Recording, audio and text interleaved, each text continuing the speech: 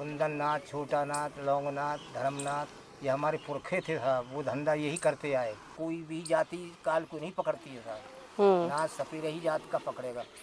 नमस्कार, मैं हूं स्वाति सिंह बुंदेला और आप देख रहे हैं ताज़ा कंटा। इस सृष्टि के रचयिता भोलेनाथ की कहानी आपने ज़रूर सुनी होगी और उनके गले में आपने नाथ भी देखा होगा।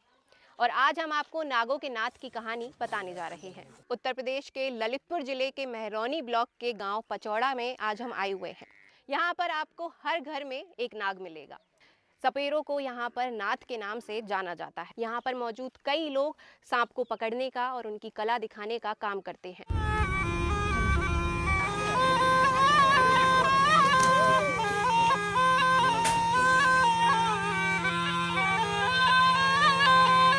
पीढ़ी दर पीढ़ी यह सपेरे इसी काम को करते आ रहे हैं। अगर किसी के भी घर में सांप घुस आता है तो वो लोग इन्हें याद करते हैं और उस समय ये लोग उनकी मदद करने के लिए पहुंचते हैं, अपने मंत्र फूंकते हैं, बीन बजाते हैं, उनकी सुरक्षा करते हैं और सांप को पकड़ लेते हैं। ये घरों में से पकड़ लाते हैं सांप, हार में मिलता है तो हार में से पकड़ लाते हैं, किसी को काट खाता तो दवा बूटी से वो भी ठीक कर देते हैं।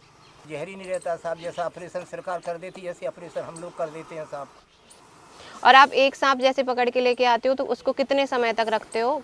6 महीना रखते हैं, 2.5 महीना रखते हैं, म्याद से पकड़ा जाता है साहब। फिर क्या करते हो? छोड़ देते हैं इसके लिए, वो छूट जाता है, किसी को सता देता है तो वो मरता भी नहीं, उसमें जहरी नहीं रहता है। तो आपकी जो बात है वो सांप मानता है? मानता है साहब, मानता नहीं होता तो साहब हमको भी खा लेता, हम भी मर जाते। मानता है जब तो हम लोग काल को बस में करते, कोई भी जाति काल को नहीं पकड़ती है साहब, नाथ सपेरे ही जात का पकड़ेगा।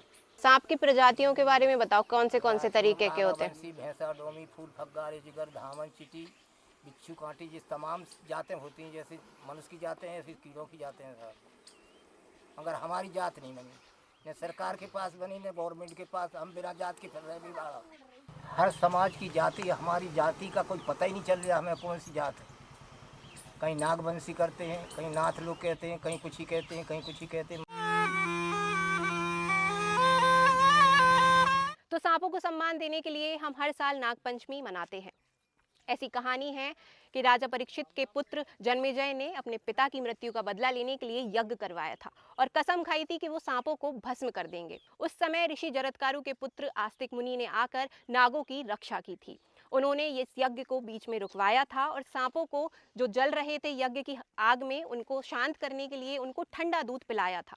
बस तभी से सांपों को दूध पिलाने की मान्यता शुरू हुई और तब से ही नागपंचमी का त्योहार मनाया जाने लगा।